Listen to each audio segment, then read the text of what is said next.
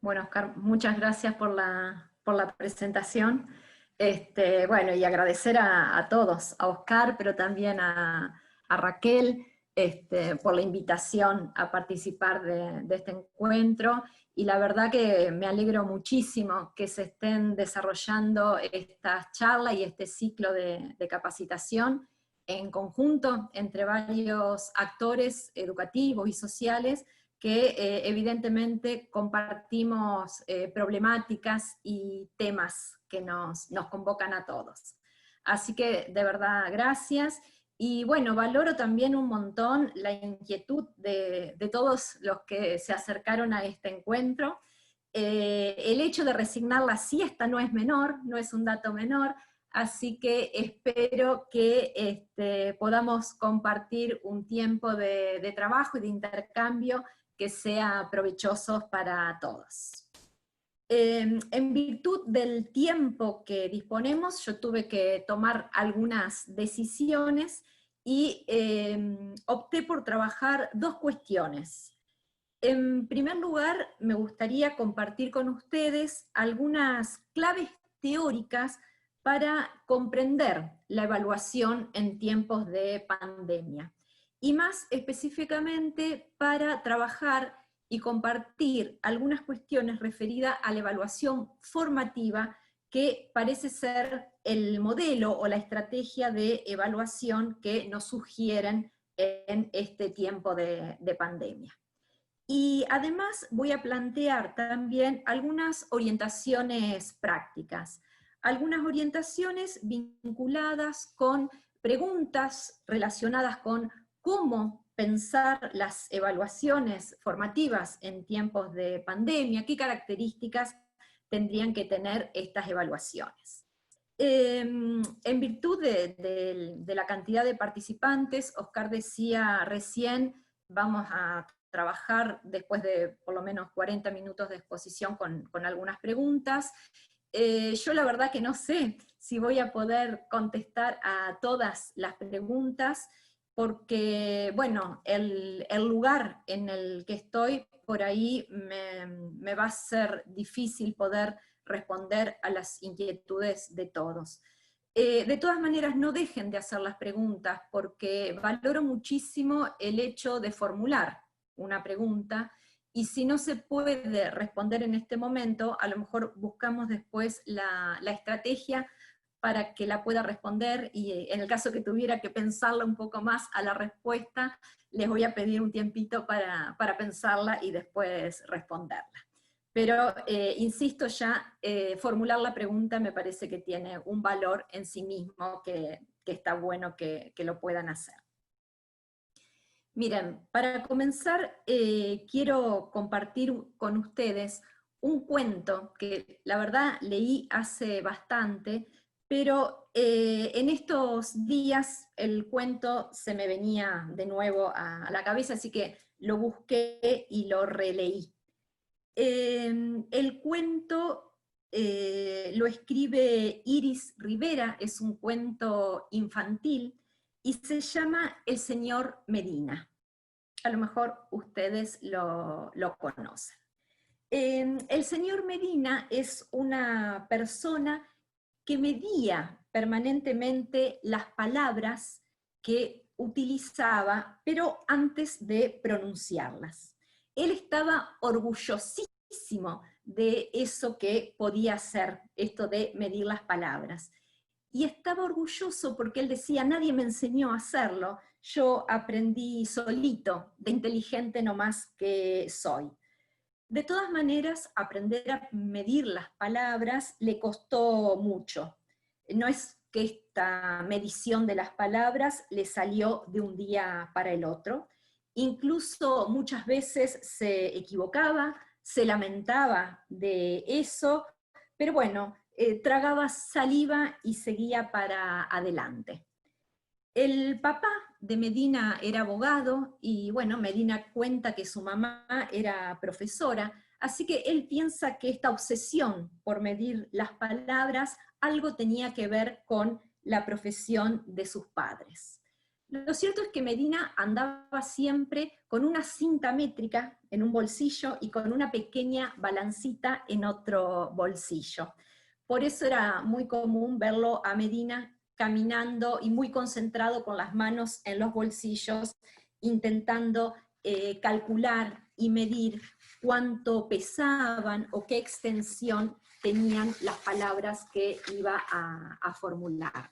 Por ejemplo, si quería decir ladrón, lo pensaba 2 veces y medía y pesaba las palabras y le parecía que ladrón era una palabra muy pesada. Entonces pensaba en otro y le salía delincuente, decía no, la medía con la cinta métrica y delincuente era muy larga, entonces se quedaba con la palabra pillo. No sé si pillo, ladrón y delincuente significan lo mismo, pero lo cierto es que Medina optaba por la palabra que tuviera menos extensión. Bueno, y así se pasaba a los días, midiendo las palabras que enunciaba. Por ejemplo, quería decir desprolijo, y desprolijo le parecía una palabra muy larga, entonces buscaba otra, y le salía inapropiado, pero la pesaba e inapropiado era muy pesada, entonces se quedaba con feo. Vuelvo a decir, no sé si desprolijo, inapropiado, feo es lo mismo, pero lo cierto es que Medina se quedaba con feo. Pasó que un día, muy cansado de estar en su casa midiendo las palabras, decide salir a caminar un rato. Con tanta mala suerte que llega a una esquina y justo cuando estaba por cruzar pasa un camión que no lo pisa, pero le grita barbaridades. Palabras de todos colores, de todo peso, de todo tamaño. Y Medina quiso decirle algo al camión que pasó tan rápido, pero se puso a medir y a pesar las palabras, y lo cierto es que el camión pasó, se quedó con ganas de decir algo y no lo pudo decir por esta obsesión de medir las palabras antes de decirlas. Esa misma tarde, también mientras seguía caminando, se cruza con una persona que para él era muy bella, pero no solamente que era muy bella, sino que él dice que cuando esta persona pasa por al lado de él le empieza a palpitar el corazón. Entonces Medina le quiere decir algo y empieza a medir las palabras. Prueba con preciosa y dice, no, preciosa es muy larga. Prueba con bella y la pesa y bella es muy pesada. Se queda con linda, pero de hecho no se lo puede decir porque cuando se lo quiere decir, la persona ya había pasado y estaba a varias cuadras de distancia.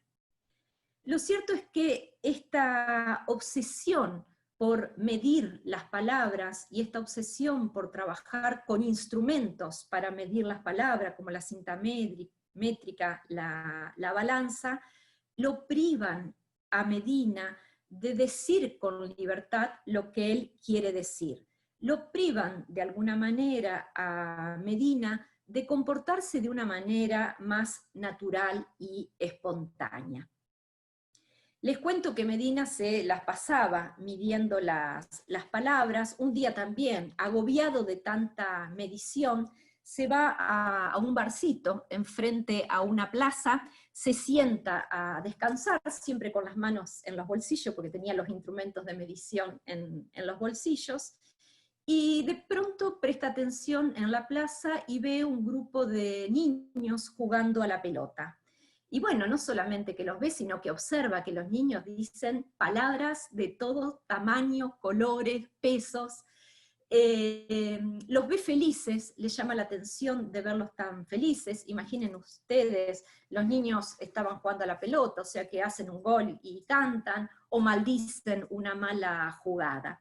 Y Medina piensa, capaz que son felices porque no miden tanto las palabras. Y algo parecido le pasa cuando ve un grupo de adolescentes y de jóvenes a pura risa, diversión y alegría, y Medina también vuelve a pensar que tal vez son felices porque no miden tanto las palabras. Lo cierto que en ese bar Medina toma una decisión, porque él dice, algo está pasando con mi vida, Las palabras que uso son livianas, pero son todas grises, y veo un montón de gente feliz usando palabras de todos los colores y tamaños. Yo no les voy a contar la decisión que toma Medina, en primer lugar porque no quiero spoilear, como se dice ahora, el final del cuento, y en segundo lugar porque tal vez el cuento no tiene el final feliz, o el final que todos, o que muchos esperamos. Los dejo para que ustedes vuelvan al cuento, o por ahí si tenemos tiempo, antes de que termine la jornada, les cuento qué pasa con el señor Medina. Pero me interesaba traer el cuento para poder reflexionar sobre los límites que tienen algunos instrumentos de evaluación, sobre los límites e incluso sobre los peligros que muchas veces esconde la obsesión por la evaluación o la obsesión por la medición. Me gustaría entonces compartir con ustedes algunas cuestiones relacionadas con las características de esta evaluación formativa que en principio es la evaluación que está circulando como estrategia pedagógica en estos momentos y en esta situación de pandemia. En relación con la evaluación formativa, cuando empezó a circular esta idea, yo me hice varias preguntas. Dos de ellas comparto acá con ustedes. Una pregunta es si son útiles las evaluaciones formativas, y la otra pregunta es si realmente se puede evaluar sin calificar, tal como parece ofrecernos la evaluación formativa. Miren, la evaluación formativa en realidad no es una práctica nueva. Hace ya mucho tiempo, desde los años 1960, 1970, la bibliografía especializada en evaluación introduce la noción de evaluación formativa. En todo caso, se me ocurre que sí es nueva la evaluación formativa en este escenario tan particular en el que todos estamos viviendo. Me refiero a este escenario de pandemias y a este escenario donde hay resoluciones ministeriales a nivel de cada una de las jurisdicciones o a nivel nacional, que de alguna manera nos han sugerido esta cuestión de evaluar de manera formativa, y evaluar de manera formativa parece ser que no incluye la nota o la calificación. Entonces sí creo que en este contexto tenemos que pensar cuál es el sentido, cuál es el alcance de las evaluaciones formativas. Fíjense que yo voy a adelantar qué es lo que pienso en relación con estas preguntas que formulaba, y yo creo que las evaluaciones formativas sí son posibles, yo creo que sí se puede evaluar sin calificar, pero sí, solo sí, se tienen en cuenta algunas características, y sí, y solo sí, se tienen en cuenta algunas condiciones que van a hacer posible las evaluaciones formativas. Para avanzar un poco más, veamos qué entiendo yo, o qué entienden, ¿no es cierto?, muchos referentes del campo de la evaluación en relación con la evaluación en general y la evaluación formativa en particular.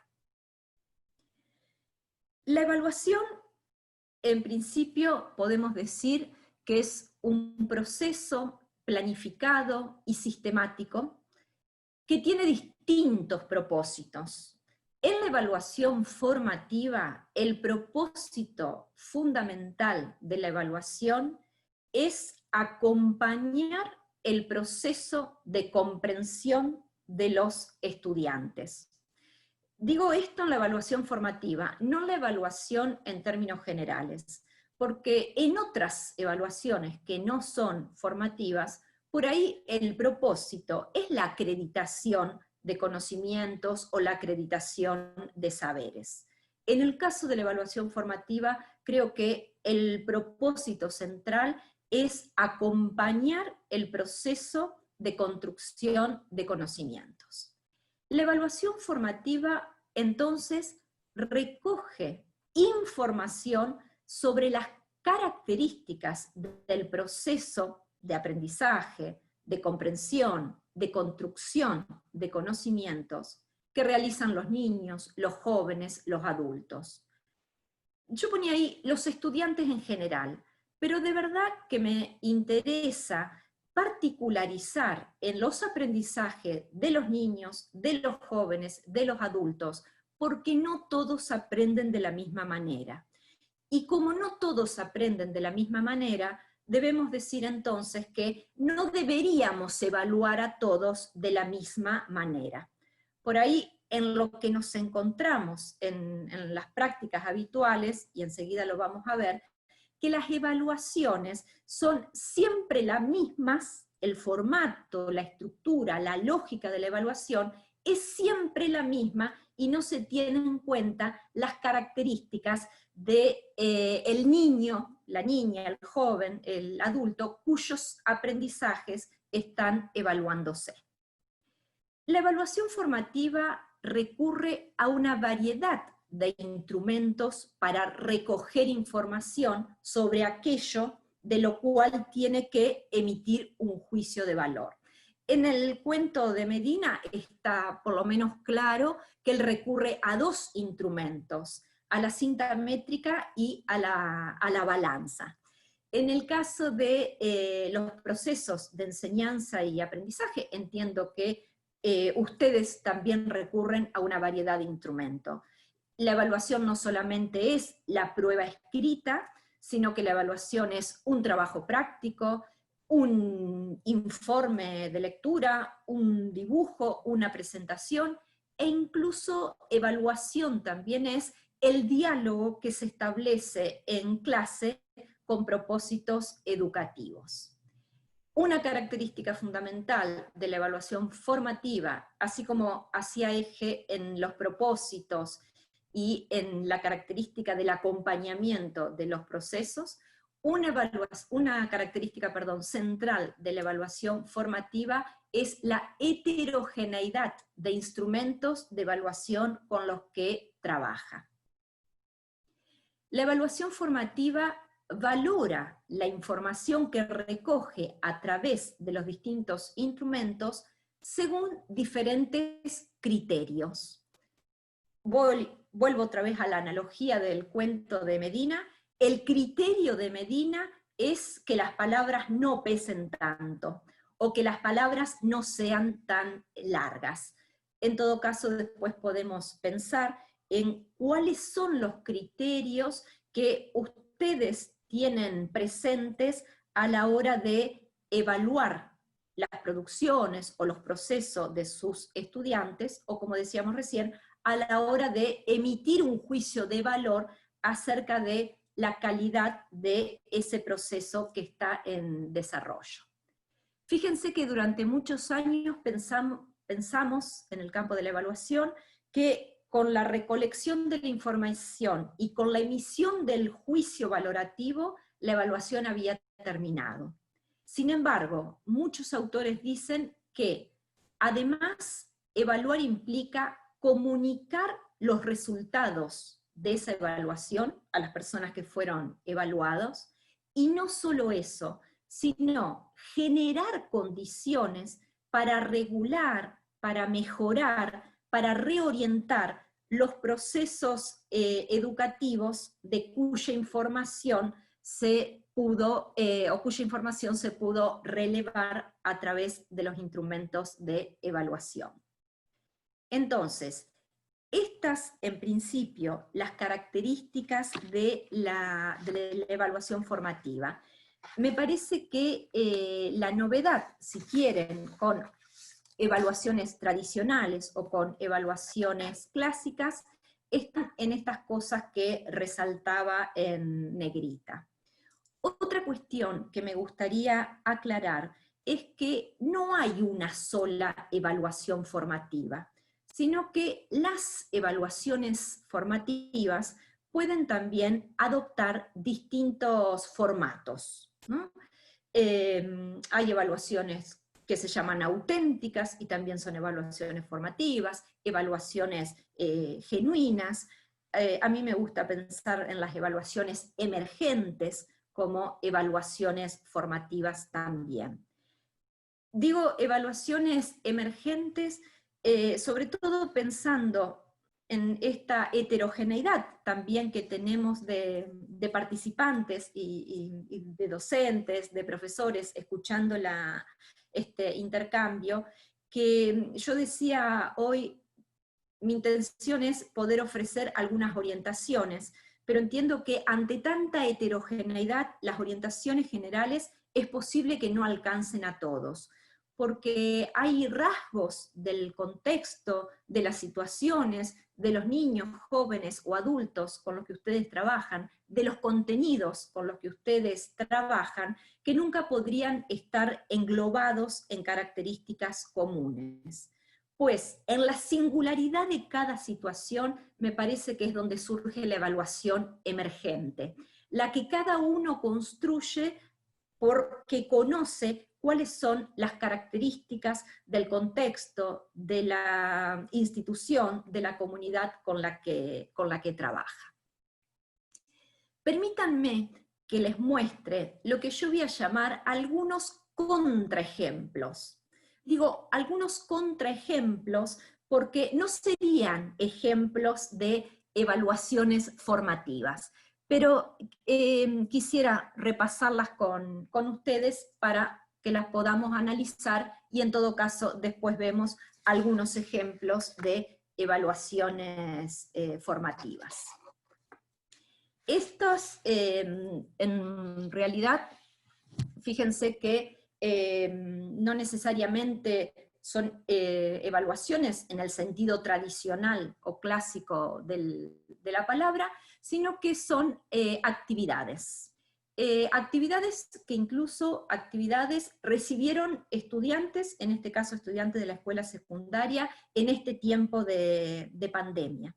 Aprovecho brevemente para contarles que con los alumnos de la Facultad de Humanidades y Ciencias justamente estamos haciendo un trabajo de investigación y de análisis de las características de las actividades que reciben los estudiantes en este momento de pandemia. Hacemos este análisis porque nos interesa poder identificar qué complejidad cognitiva o qué procesos de aprendizaje de alguna manera motivan o promueven las actividades que los docentes envían a los estudiantes. Entonces voy a tomar algunos ejemplos. Fíjense, esta es una actividad del tema genética y está orientada a estudiantes de tercer año. Me gustaría que se detengan en el tipo de pregunta que se formula. ¿Qué estudia la genética? ¿Cuál es la importancia de la genética moderna? Definir genes, ADN, cromosomas, alelo, fonotipo, genotipo, locus. Diferenciar características hereditarias y adquiridas, diferenciar preformismo y epigénesis, elaborar una síntesis sobre las primeras ideas sobre la herencia, de Hipócrates, Aristóteles, Mendel, entre otros. Vamos a mirar otra actividad. También en el caso de biología. Milagros, Segunda te aviso. parte. Vos me habías pedido que te avise a los 20 minutos. Dale, genial. Gracias, Oscar. La segunda parte de la actividad también son preguntas. Redactar una breve explicación sobre quién fue Mendel. Según Mendel, ¿cómo se transmiten los caracteres hereditarios? Bueno, explicar con un ejemplo, dibujar. ¿Cuáles fueron las características estudiadas por Mendel? ¿A qué se llama plantas puras e híbridas? Explicar las siguientes palabras. Factores, generación dominante y recesiva. Describir las leyes de Mendel. tengo muchísimas actividades, llegamos a recopilar más de 130 actividades, no vamos a mirar todas ahora, pasamos rápido si quieren una o dos actividades más, porque lo que me interesa en todo caso mostrar es que las actividades tienen todas más o menos el mismo formato, la misma lógica, la misma estructura, ¿no es cierto? También una actividad de biología, por ahí un poquito más abajo, aparecen después de la presentación del docente las preguntas para trabajar. Las preguntas dicen, ¿qué estudia la biología? ¿La biología es una ciencia? ¿Por qué son importantes en la actualidad los conocimientos biológicos? ¿Cuándo se considera que un conocimiento es científico? ¿Qué es lo que impulsa a los investigadores científicos a realizar esta actividad? ¿Puede explicar la frase, el deseo de conocer no está desligado del plano ético e ideológico presente en toda actividad científica?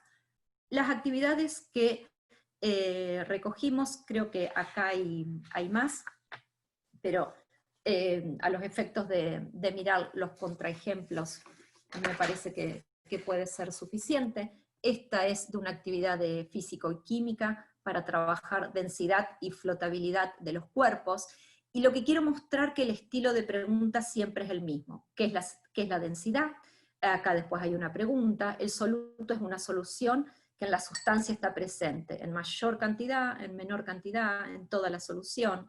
Densidad es una propiedad, ¿no? Y el estudiante tiene que marcar si es intensiva, extensiva, química. Me interesa mostrar el tipo de pregunta.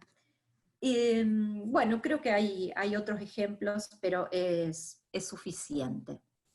Por ahí, esta la había seleccionado, esta última, porque por ahí tenía como novedad que junto con la explicación de densidad y flotabilidad se le proponía al estudiante un experimento, que fíjense, nos parecía interesante porque es una de las pocas actividades que propone una acción, que propone el experimento. Y yo les decía, nosotros analizamos las actividades y nos quedamos muy preocupados por lo siguiente. Las actividades no son heterogéneas, las actividades son homogéneas. Y las actividades no discriminan en las características de los destinatarios, porque el formato de pregunta, que además enseguida lo analizamos, está presente, después podemos mirar algunos ejemplos, en las pruebas y en las actividades de la primaria, está presente en las pruebas y en las actividades de la secundaria, y está presente también en las pruebas y en las actividades de la universidad. Fíjense ustedes que en todos los casos podríamos decir, las preguntas que se plantean son preguntas sencillas. Son preguntas sencillas en el sentido que el estudiante, el niño, el joven, lo único que tiene que hacer es ir a un texto de referencia para buscar la información que en el texto de referencia, podríamos decir, está casi de manera literal y hasta es muy fácil identificarla en relación con la pregunta que plantean los docentes. Hay distintos autores en el campo de la evaluación y de la didáctica en su conjunto que sostienen y que afirman el valor y la riqueza de la pregunta para activar procesos de comprensión y de construcción de conocimiento, pero no cualquier pregunta.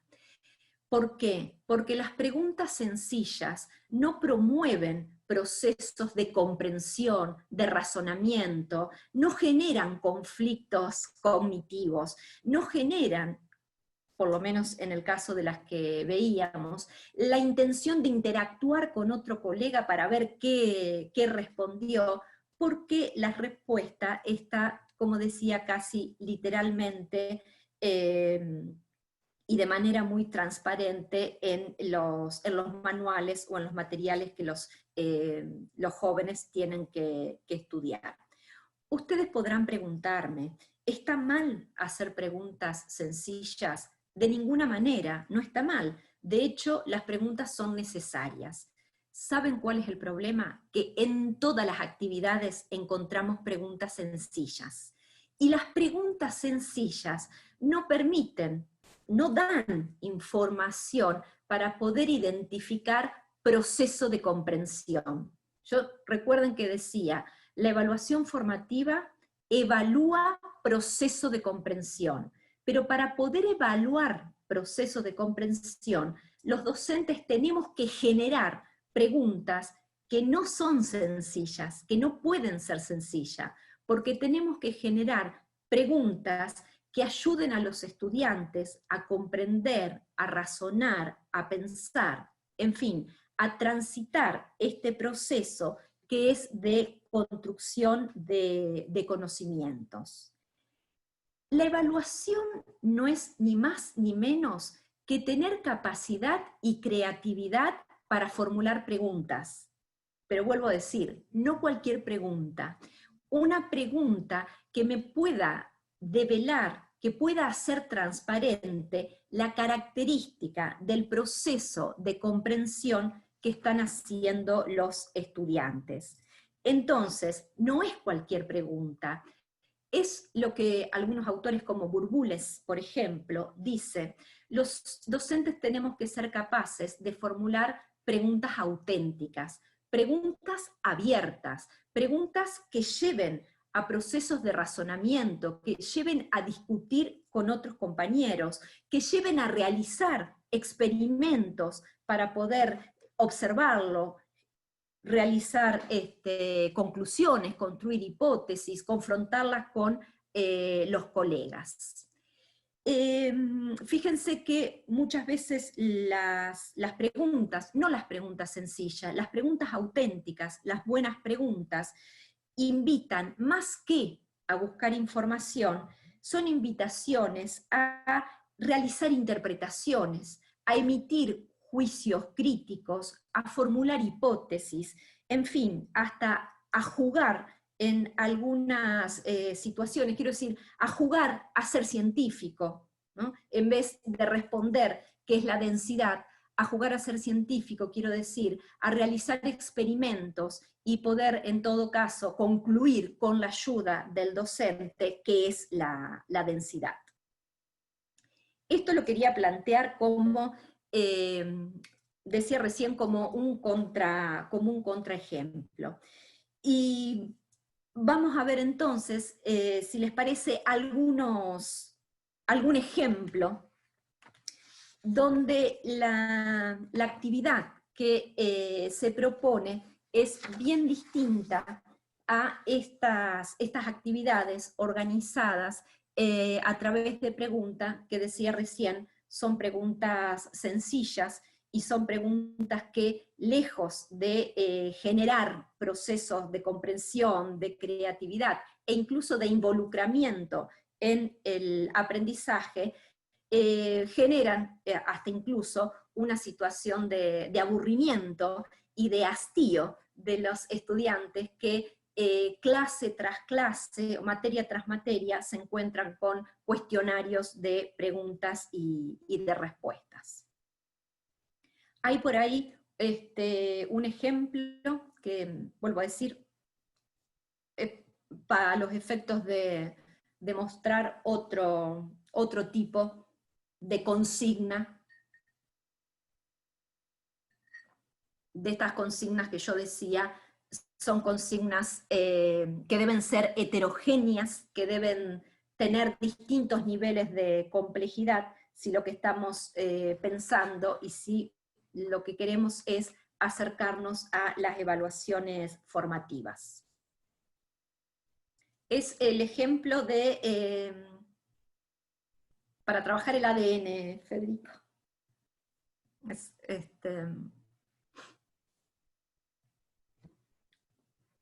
un ejemplo que también, por ahí les cuento que este ejemplo que voy a mostrar ahora, lo elaboramos con también grupos de la Facultad de Humanidades y Ciencias, de la Cátedra de Psicología de la Educación, porque así como analizamos muchas actividades y evaluaciones, por ahí con los estudiantes, construimos lo que nosotros llamamos consignas desafío.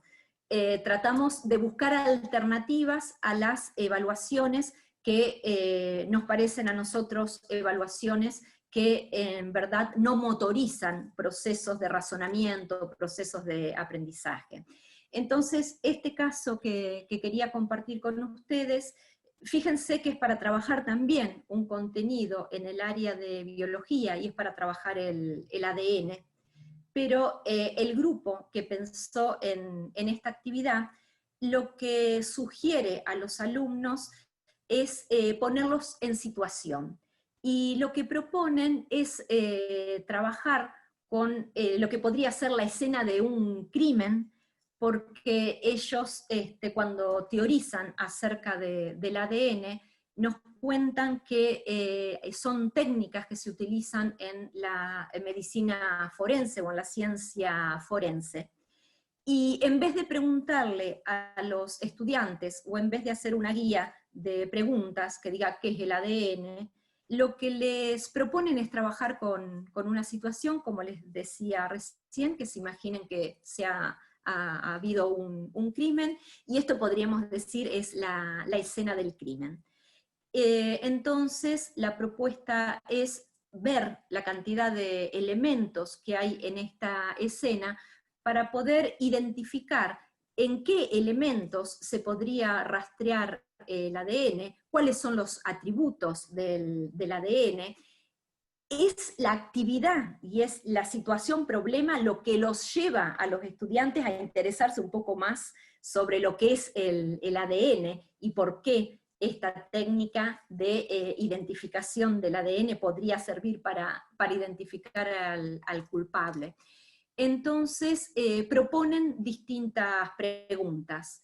Por ejemplo, ¿en qué objetos que no están en las imágenes puede haber también material biológico del que se pueda extraer ADN? Indicar, ¿no es cierto?, qué tipo de material biológico se podría identificar el ADN.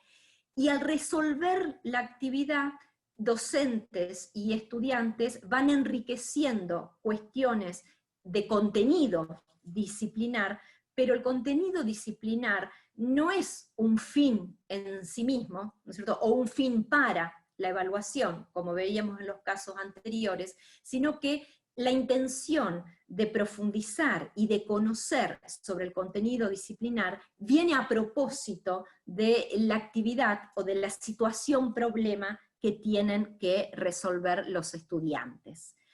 Fíjense, acá también hay preguntas. Yo decía hoy, e insisto, para mí el corazón de la evaluación y lo central de la evaluación es saber formular preguntas. Es decir, saber formular preguntas que a los docentes nos den información acerca de cómo va el proceso de aprendizaje de los estudiantes, y no solamente para saber cómo va el proceso, sino fundamentalmente para volver a proponer acciones, actividades, trabajos que lo reorienten, que lo reorganicen, que lo vuelvan cada vez más sólido o que lo vuelvan cada vez más profundo. Fíjense que en este ejemplo hay un montón de criterios que podrían evaluarse. Insisto, la característica de la evaluación formativa es la heterogeneidad de instrumentos, y entonces es también la heterogeneidad de criterios que los docentes tenemos que tener en cuenta a la hora de evaluar el proceso de comprensión de los estudiantes. Por ahí vamos a otras filminas, donde yo intenté, a partir de este ejemplo, mostrar qué criterios podrían tener los docentes para evaluar esta actividad. En principio voy a decir, siempre en la evaluación formativa, tiene la función de regular los aprendizajes. A mí hay una expresión que me gusta mucho, que sobre todo viene de la psicología cognitiva o sociocultural, que es la expresión ayudas para aprender. La evaluación formativa tiene que ser una instancia que ofrezca ayudas para seguir aprendiendo. Nosotros en el sistema educativo, en todos los niveles, venimos con la idea de que al niño, al adolescente, al adulto, hay que dejarlo solo para que aprenda. Dejarlo solo, lo tiene que hacer solo. Pues la evaluación formativa piensa todo lo contrario. Lejos de dejarlo solo, el docente tiene el compromiso de ayudarlos a aprender. La evaluación formativa lo que proporciona es información para generar las estrategias o para generar las ayudas que sigue necesitando el niño, el adolescente, el adulto para seguir aprendiendo. Yo decía hoy, ¿es posible la evaluación formativa? Sí, claro que es posible. Fíjense cuántas cosas se pueden evaluar. En la actividad que mostraba recién en relación con el ADN y con este caso que se plantea en una escena de crimen, es una actividad grupal. Pero aún en la actividad grupal también hay instancias de trabajo de cada uno de los estudiantes que se pueden evaluar. Por ejemplo, la calidad de los aportes que cada alumno realiza para poder comprender esa situación en la que tienen que trabajar. La capacidad de cada uno de los estudiantes, de los alumnos, para poder argumentar las decisiones que proponen, para poder argumentar las acciones que sugieren. La capacidad de los alumnos para explicar por qué sugieren algo y no otra cosa. O la capacidad para exponer en el grupo de trabajo sus ideas. La flexibilidad para aceptar ideas de otros compañeros. La flexibilidad para modificar las ideas propias en virtud de lo que un compañero o un par está aportando. La tolerancia, el respeto a las ideas de otros, el cumplimiento con las tareas asignadas, o bien tratar de entender también cuáles fueron las razones por las cuales no se llegaron a realizar o no se llegó a cumplir con las tareas.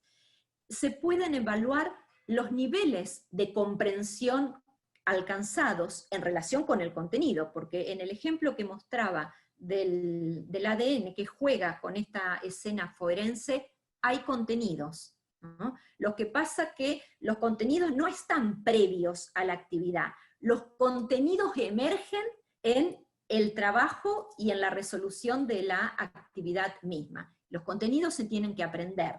Lo que estoy mostrando es que hay una manera de aprender los contenidos que es bien distinta a la que preguntaba qué es el ADN, qué dice las leyes genéticas de Mendel, etc.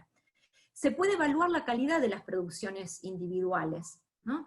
La presentación de ideas, o incluso se puede evaluar cómo se enriquecieron las ideas previas, las ideas que los estudiantes tenían previas a la actividad, y cómo se enriquecieron como resultado de la actividad.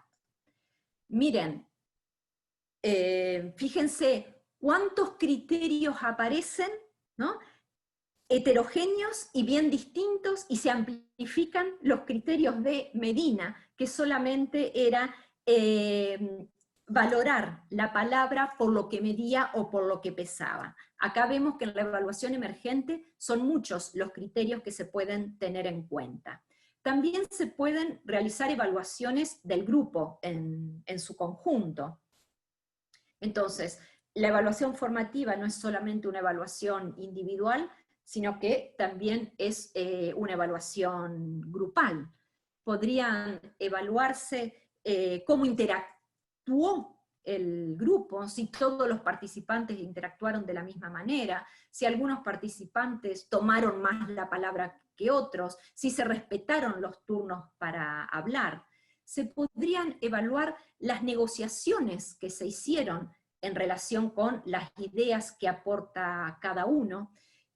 si todos aportaron ideas, si se tuvieron en cuenta las ideas que se aportaron, se puede evaluar cómo se distribuyeron los roles para resolver el trabajo, si se llegó a un trabajo colaborativo, si el trabajo que se produjo, si el análisis de la escena del crimen que proponían los estudiantes, si la solución es original, es creativa. Se podría evaluar de un grupo si se aceptaron las ayudas para aprender que propuso el docente. Entonces se puede evaluar si hay procesos de regulación en la comprensión. En fin, se puede evaluar responsabilidad, compromiso en las tareas asignadas. Quiero decir que la evaluación formativa, yo mostraba los rasgos al principio, y me parece que una característica de la evaluación formativa, que a lo mejor no la describí con claridad, es no solamente toda la responsabilidad que tiene el docente en generar consignas creativas que movilicen, que involucren a los estudiantes en el proceso de aprendizaje, sino también es cierto que para que las evaluaciones formativas sean posibles, necesitamos contar con estudiantes que tengan disposición, disponibilidad para aprender, y sobre todo que tengan disposición para aceptar las ayudas para aprender, ¿no? Porque de verdad hay que decirlo que a veces, por más que el docente tenga la intención de practicar la evaluación formativa, podríamos analizar por qué, pero hay algunas situaciones donde los estudiantes no se dejan ayudar o no aceptan las ayudas. Entonces la evaluación formativa es posible si hay responsabilidad, involucramiento y compromiso tanto del docente como del estudiante. Gente, para terminar o para empezar con las preguntas, me vuelvo a hacer la pregunta inicial, si son posibles las evaluaciones formativas. E insisto, sí, creo que sí, y solo sí hay disposición a resignar algo de lo que se venía haciendo antes de la pandemia, ¿no? A mí me parece que esta situación que estamos viviendo en el sistema educativo, ¿no es cierto?, y en la sociedad en su conjunto, nos llama a reflexionar sobre lo que veníamos haciendo. La evaluación formativa es posible si estamos dispuestos a resignar algo que es, por ejemplo, a resignar algo del modo en cómo venían presentándose los contenidos, a resignar algo del modo en cómo veníamos enseñando, incluso a resignar algo del modo a cómo veníamos evaluando. Me gustaría ser muy clara, resignar no es bajar la calidad, es repensar las propuestas de formación, es volver a pensar cuál es el sentido de la formación, cuáles son los contenidos que tienen una relevancia y una significatividad cultural tal que es necesario y valen la pena ser trabajados y no dejarlos al margen. Me parece que la evaluación formativa es posible si y solo si los docentes estamos dispuestos y aceptamos que tenemos que reflexionar sobre nuestras prácticas para poder mejorarlas. La semana pasada, dialogando con supervisores de la provincia de Entre Ríos, yo compartía una expresión que la voy a compartir con ustedes también, que nosotros sobre todo la tomamos del psicoanálisis. Y el psicoanálisis, sobre todo el psicoanálisis orientado a las prácticas socioeducativas, tiene una expresión que dice, no todo es posible. Nosotros trabajamos con la lógica de que no todo es posible. No todo es posible, pero algo sí.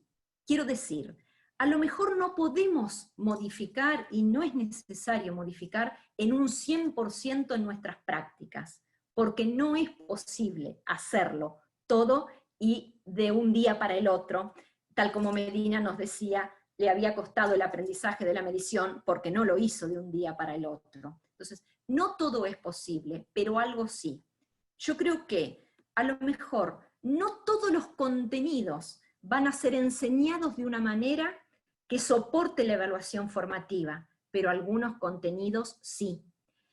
Posiblemente no en todas las instituciones, todos los docentes se enganchen con la propuesta de la evaluación formativa, pero estoy segura que en algunas instituciones, algunos docentes sí. Entonces, la lógica del no todo es posible es una lógica de trabajo que nos invita a pensar que siempre hay indicios e intersticios para que las estrategias emerjan. Esto no quiere decir que no vamos a trabajar con aquellos que no se suman o con aquellos que dicen que no tienen que cambiar nada. Vamos a trabajar, a lo mejor hay que seguir pensando con qué estrategias y cómo los invitamos a que se sumen al trabajo. Pero de hecho, en todas las prácticas yo creo que algo sí es posible modificar, pensar y reflexionar para cambiar. Yo dejo hasta acá mi intervención, les agradezco un montón la escucha respetuosa y súper atenta, y encantada de escuchar las preguntas en principio, porque vuelvo a decir, la pregunta es fundamental para que se desencadene el diálogo, y ojalá pueda contestarlas. Y si no puedo contestarla, y si necesito un tiempo, vemos de qué manera acerco la respuesta cuando la pueda pensar.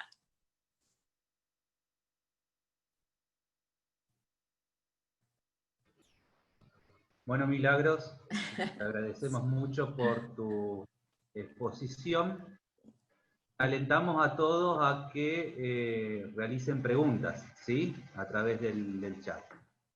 Ya tenemos algunas preguntas que hemos recibido, te voy transmitiendo algunas.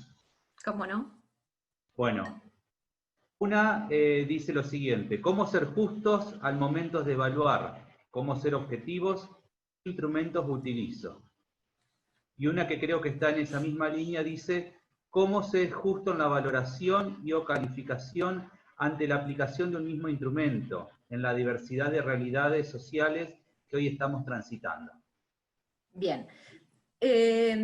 Hay una cuestión por ahí, si pudiéramos volver a la filmina donde yo ponía los criterios, si no, no importa, los recordamos. A mí me parece que hay una estrategia que es muy útil, que son las rúbricas, por ejemplo, para evaluar. Porque las rúbricas se construyen sobre la base de los criterios que los docentes queremos tener en cuenta a la hora de evaluar, ¿no? Criterios que a su vez tienen que ver con la información que queremos recabar de ese proceso de aprendizaje que estamos evaluando.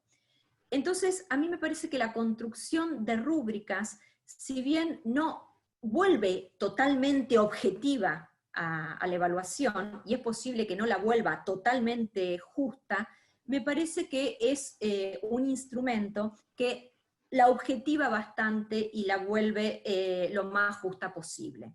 Ahora, fíjense, yo cuando puse los rasgos de la evaluación formativa hice referencia a la comunicación de los resultados.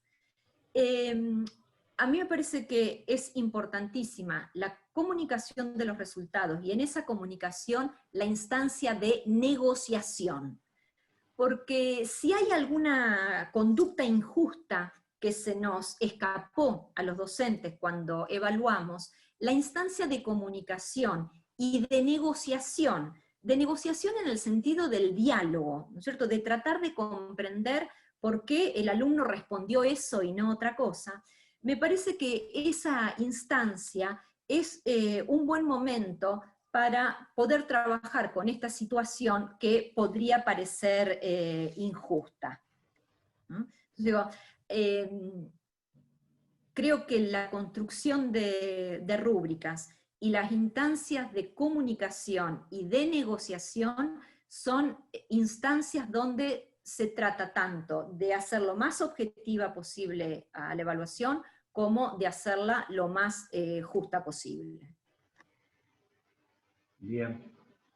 Hay un comentario que hacía Maximiliano en tono a lo que vos venís diciendo. Decía: el tiempo es un factor por demás clave en esta resignación. El trabajo con portafolios, rúbricas, seminarios es enormemente provechoso a la hora de recaudar información de nuestros alumnos, pero la cantidad de ellos depende de la continuidad de nuestro trabajo, y lo más probable, el retorno a la evaluación sumativa. Sí, me parece que hay varias cuestiones. El factor tiempo, sin duda. Miren, el factor tiempo en resignar algunos contenidos, ¿no? Pero no solamente eso. La evaluación formativa se orienta con principios que vienen tanto sobre todo de la psicología cognitiva y de la psicología sociocognitiva, la psicología cultural.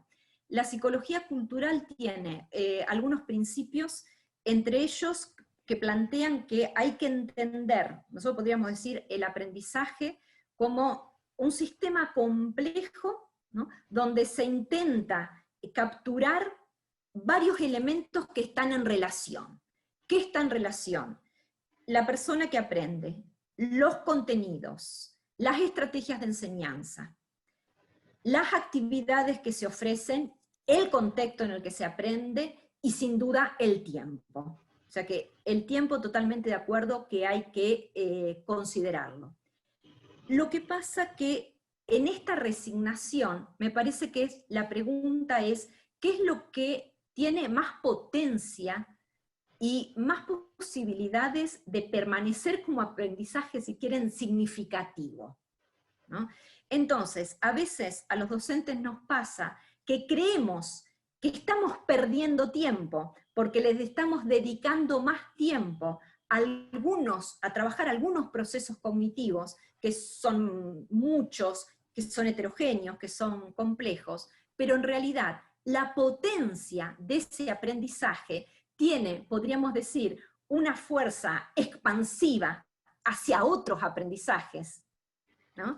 Entonces, esto de que perdimos tiempo es relativo, porque en realidad en ese tiempo se aprenden muchas cosas. Lo que pasa es que se aprenden muchas cosas que no son solamente contenidos disciplinares, pero que son fundamentales para la formación humana. Se aprende a discutir, se aprende a ser tolerante, se aprende a valorar las opiniones y las ideas de otros, ¿no? Tal vez a ustedes le parecen datos menores. Créanme que no son tales, porque desafortunadamente en muchas prácticas educativas o sociales nos encontramos con intolerancia, nos encontramos con actitudes donde no se respeta cómo piensa el otro, nos encontramos con grupos que no pueden trabajar colaborativamente. Entonces, claro, nos preguntamos, ¿y por qué lo podrían hacer si nunca tuvieron condiciones desde la enseñanza para que estos valores se trabajen? Y se trabajen, por eso yo hacía referencia a la psicología cultural, se trabajen junto con los contenidos, no se trabajen aparte de los contenidos, ¿no? No sé, hay muchas prácticas educativas donde se ve el trabajo disociado, ¿no? Los contenidos van por un lado y la prueba de contenido disciplinar va por un lado, como veíamos en los primeros ejemplos, y por el otro lado el informe conceptual, que dice, mamá, su hijo colabora en clase, mamá, su hijo participa, mamá, su hijo es responsable, pero disociando estas actitudes de la construcción de conocimiento, ¿no? Me parece que el desafío es pensar en propuestas educativas y en propuestas evaluativas que puedan articular todos estos elementos, ¿no? Que se pueda lograr esta formación que, como yo decía, refiriéndome a los psicólogos más culturalistas, que se pueda atrapar en conjunto esta tensión entre tantos elementos: sujeto, contenido, actividades, tiempo, contexto, institución. Bien. Bueno, algunos comentarios que dicen, por ejemplo, bueno, la necesidad de que la evaluación formativa vaya más allá del momento de pandemia, que vos también lo planteaste de Y entrada. sí, totalmente. Esto de pensar la evaluación formativa que sea comunicativa, la importancia de la devolución como modo de comunicar, nuestra mirada sobre el proceso, esta cuestión de que si este tipo de cambios en la forma de evaluar tienen que ser institucionales o pueden ser solamente individuales? Mira, para trabajar lo de la comunicación, y de paso si le damos tiempo a Federico, en las pruebas de primaria, casi al final, hay un ejemplo que para mí es contraejemplo, pero bien claro para trabajar la importancia de la comunicación y de la regulación. Yo digo, es un contraejemplo porque no es el mejor ejemplo. Voy a ir casi al final.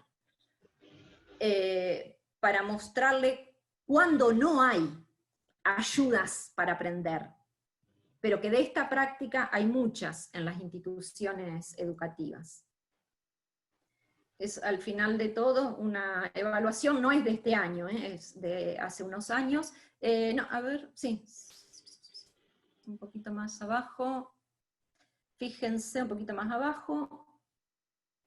Seguí pasándonos. Ahí ya estoy al final.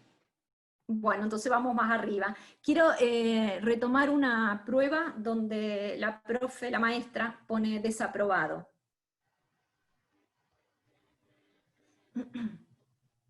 Bien, acá. Fíjense, este contraejemplo, ¿cierto? Que no es de evaluación formativa, ¿no? Pero me sirve para trabajar la importancia de la comunicación y de la retroalimentación. No solamente que pone desaprobado, sino que lo pone por lo menos con 1, no con 2, pero con un signo de exclamación al final, ¿no es cierto? Con lo cual, bueno, hasta ese desaprobado con el signo de exclamación no lo entiendo mucho. Pero además la comunicación es estudiar para el día 28, ¿no? No hay ninguna posibilidad en esta situación de pensar la evaluación formativa, porque no sabemos, ¿no? La profe no sabe, la maestra, porque este caso es de primaria, no sabe qué pasó, ¿no? ¿Por qué no comprendió?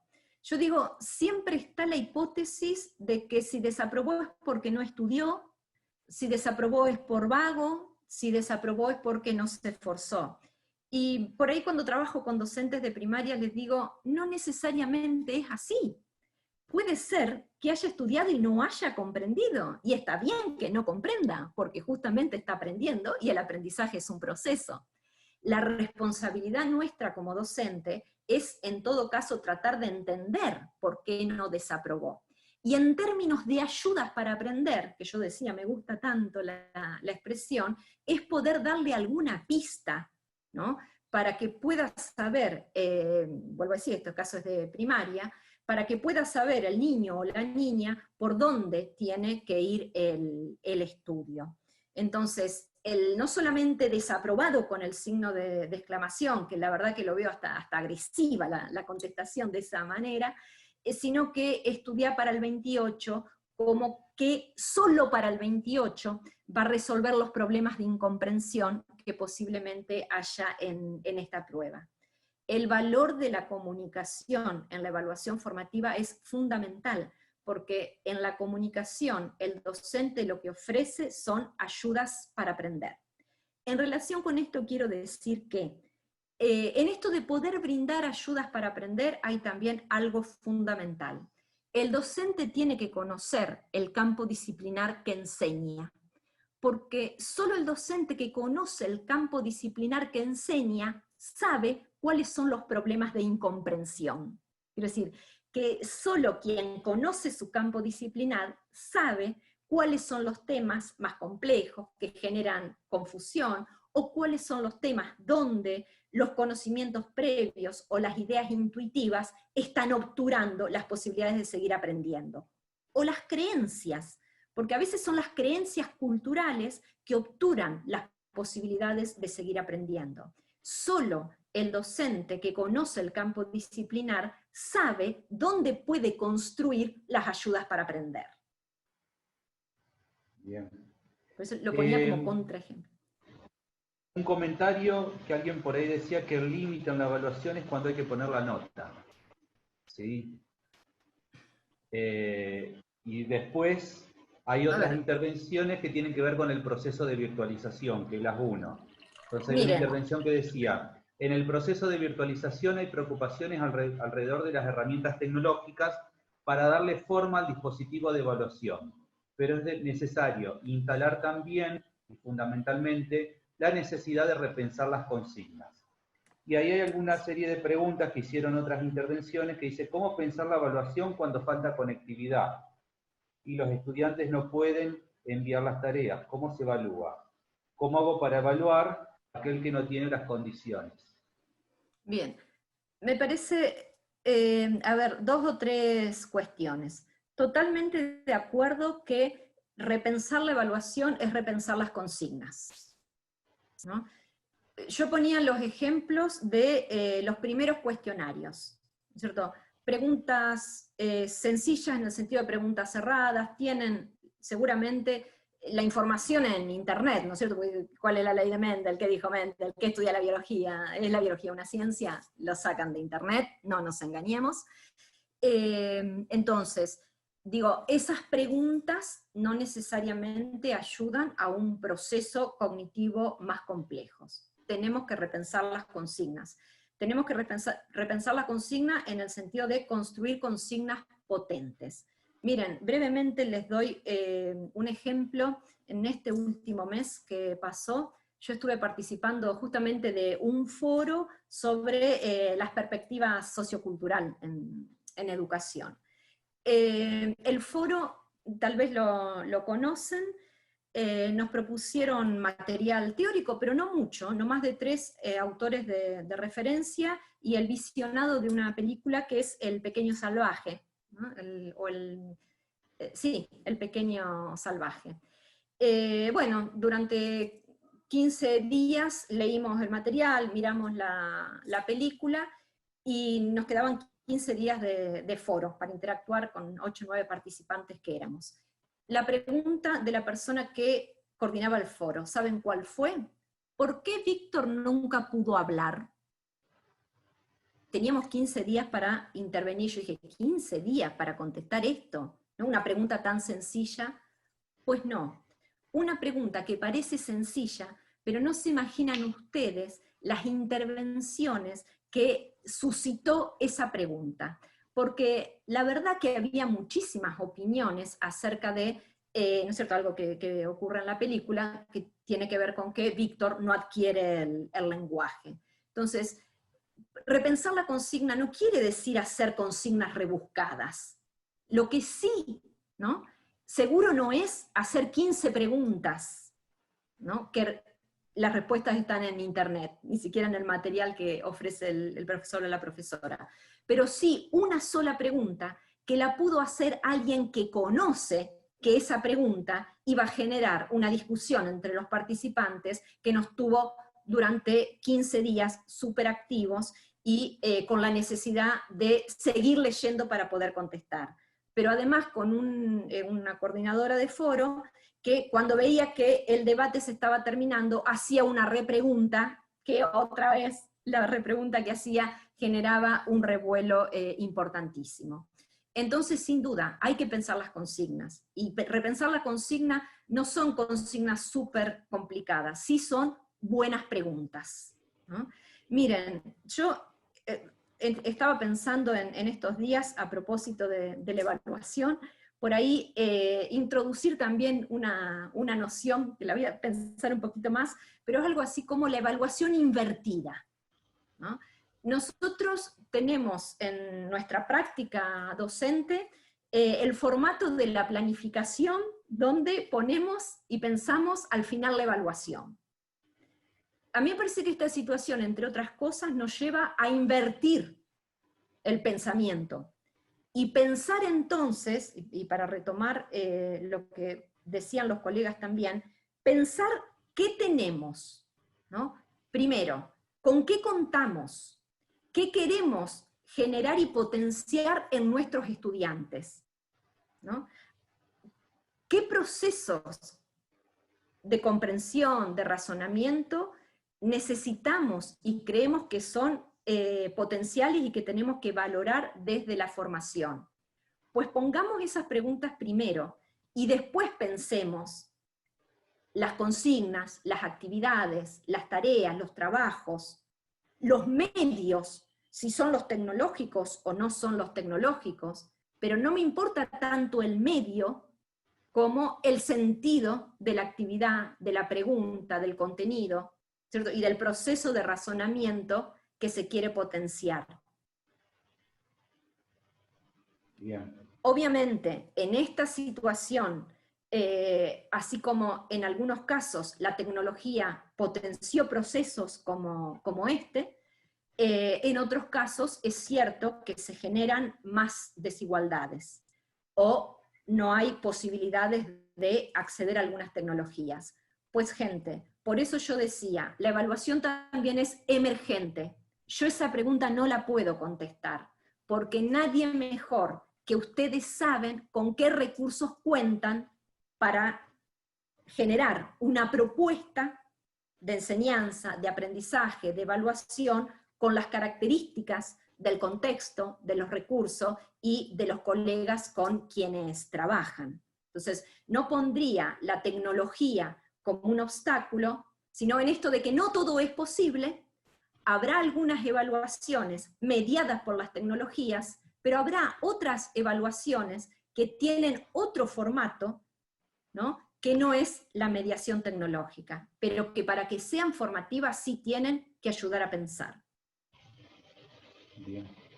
Milagros, algo que a lo mejor se relaciona con lo que vos estás diciendo también, hay una intervención que dice, habla sobre la evaluación como parte de un proceso, entonces pregunta, pero creo que ha quedado respondido con todo lo que vos has dicho, si generar propuestas donde los alumnos reconozcan su propio proceso, puedan analizarlo, revisarlo, promover el reconocimiento de las lecciones aprendidas, habla de mirada meta, integra la evaluación Sí. formativa. Sí, claro, totalmente. La evaluación formativa, por eso yo decía, una de las características es la disposición del estudiante, ¿no? a someterse, digamos, a jugar en la evaluación formativa. Y esta disposición tiene que ver con que esté dispuesto a reflexionar sobre su proceso, ¿no? En esto que el colega o la colega plantea como esta reflexión metacognitiva. Pero no solamente metacognitiva, sino también expansiva, porque lo metacognitivo es un proceso que es necesario, desde luego, es un proceso más bien individual. En el tipo de tareas que yo proponía, por ejemplo, cuando se trabaja en grupo, además, la reflexión tiene que expandirse hacia también qué pasó en los otros actores, qué me pasó en relación con los otros, qué me pasó en relación con el trabajo colaborativo. Entonces, no es solamente metacognitivo, sino que también es extensiva, ¿no? la reflexión. Yo en alguna oportunidad recuerdo que también me decían, entonces, ¿cuál es el instrumento de evaluación de la evaluación formativa? Así como está tan claro el instrumento de evaluación en Medina, que es la cinta métrica y que es la balanza.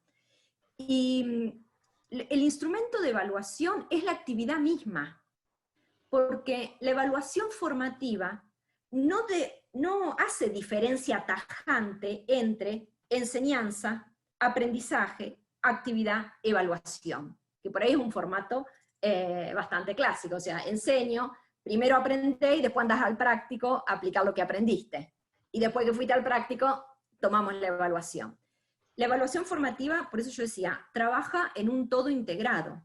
Entonces, el instrumento de evaluación es el trabajo mismo en la clase, el trabajo con estos criterios que yo ponía como ejemplo, podrían ser otros, pero es la escucha del docente en el diálogo que están llevando adelante los estudiantes, las presentaciones, en este caso, que están haciendo los estudiantes, en la capacidad de reflexionar y volver a hacer lo que tienen que hacer. Bien, Milagros, tengo un par de consultas más. Hay dos que refieren más o menos lo mismo. Dicen, ¿cómo evaluar en el nivel inicial cuando la responsabilidad y el compromiso depende de los padres? Y lo mismo planteaba en tono similar una profesora que da en el primer ciclo de escuela primaria.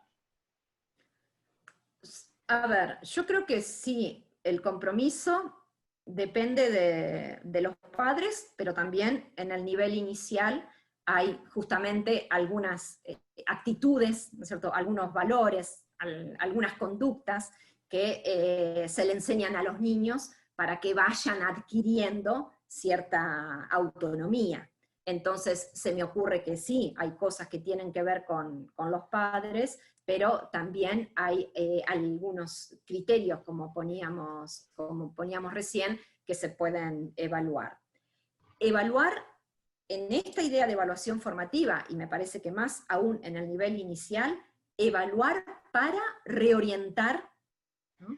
Evaluar para generar ayudas para aprender, ¿no? Porque, no sé, se me ocurre, si, por ahí se me ocurren ejemplos, a lo mejor no en esta situación de aislamiento, pero cambiar, modificar o ayudarle a un niño a que transforme una actitud, un acto de rebeldía, de berrinche permanente, tiene que ver con una evaluación como ayuda para aprender. Es decir, tiene que ver con una evaluación que genera situaciones para que esas actitudes, esa conducta puedan transformarse y puedan modificarse. Bien. Y la última pregunta es sobre la recomendación de bibliografía que les puedas recomendar para profundizar los temas que has trabajado, los distintos tipos de instrumentos. Sí, cómo no. Acá en Argentina me parece a mí que la que más desarrollo tiene sobre la evaluación formativa es Rebeca Anijovic, ¿no? Que bueno, tiene varios libros publicados, incluso también ella ha estado participando en algunas videoconferencias, entonces hay mucho material en internet, en YouTube de Anijovic. Y por ahí a mí me parece que esta cuestión de pensar el sentido de la enseñanza, el pensar el sentido de los contenidos, hay mucha bibliografía nueva, sobre todo de los últimos 20 o 30 años, que vienen de los distintos campos disciplinares.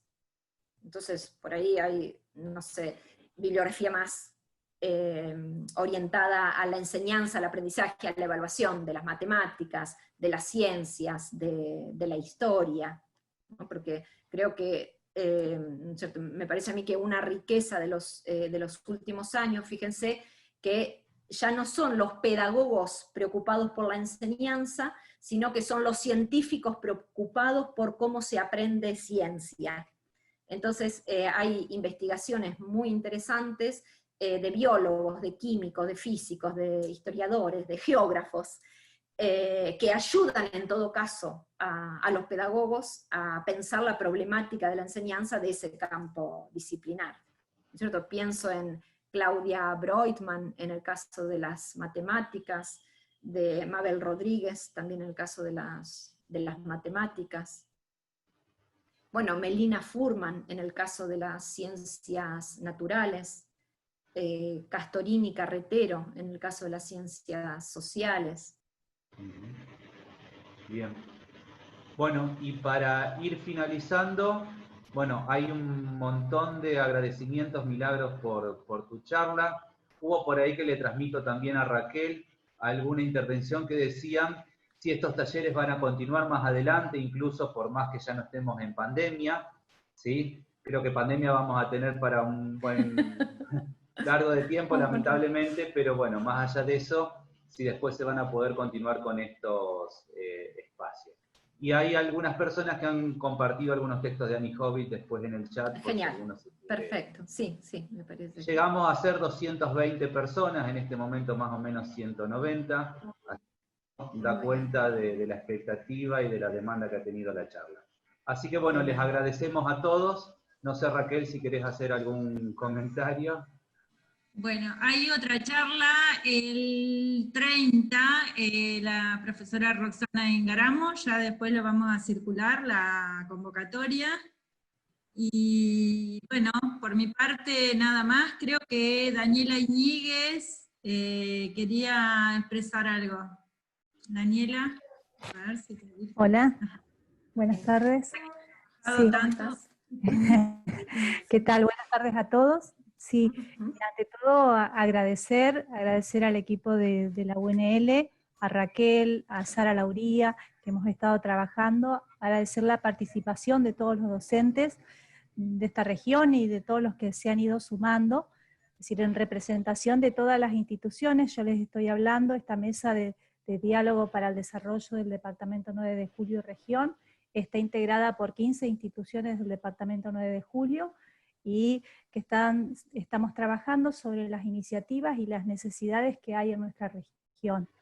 Y por supuesto un especial agradecimiento a la expositora, que ha sido una excelente charla, realmente, bueno, a todos los que estamos ante esta situación. La evaluación es un gran desafío en este momento, y creo que la hemos podido aprovechar muchísimo, así que agradecer en nombre de todos los docentes de esta región esta oportunidad de formación, que a quienes estamos alejados de los centros urbanos, realmente estos son oportunidades increíbles. Así que muchísimas gracias.